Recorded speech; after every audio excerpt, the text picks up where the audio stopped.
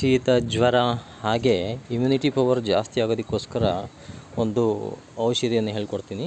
ಏನಪ್ಪ ಅಂದರೆ ಅದು ನೆಲನೆಲ್ಲಿ ಕಷಾಯವನ್ನು ನಾವು ಕುಡಿತಾ ಇದ್ದರೆ ನಮಗೆ ಒಳ್ಳೆಯ ಒಂದು ಔಷಧೀಯ ಗುಣ ಮತ್ತು ಈ ಥರದ ಒಂದು ತೊಂದರೆಗಳಿಗೆ ನಾವು ಸಿಕ್ಕಾಕೊಳ್ಳೋದಿಲ್ಲ. ಶೀತ ಜ್ವರ ಮತ್ತು ಇಮ್ಯುನಿಟಿ ಪವರು ಕೂಡ ಜಾಸ್ತಿ ಆಗುತ್ತೆ.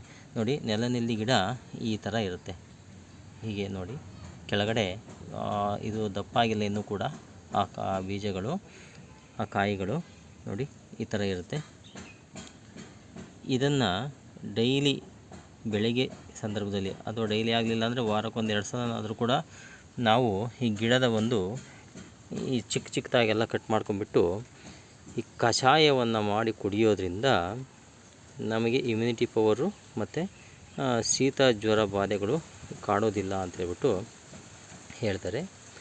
ಆದಷ್ಟು ಇದು ಎಲ್ಲಿ ಬೇಕಲ್ಲಿ ಹುಟ್ಟುತ್ತೆ, ಆದರೆ ಇದನ್ನು ಹಾಕ್ಕೊಂಡ್ರೂ ಕೂಡ ತುಂಬ ಒಳ್ಳೆಯದು. ಆದಷ್ಟು ಈ ವಿಡಿಯೋನ ಶೇರ್ ಮಾಡಿ, ಲೈಕ್ ಮಾಡಿ, ಹಾಗೆ ನನ್ನ ಪೇಜ್ನ ಫಾಲೋ ಮಾಡಿ. ಇದನ್ನು ಆದಷ್ಟು ನೀವು ಉಪಯೋಗಿಸಿ, ಇಮ್ಯುನಿಟಿ ಪವರ್ ಕೂಡ ಹೆಚ್ಚಾಗುತ್ತೆ.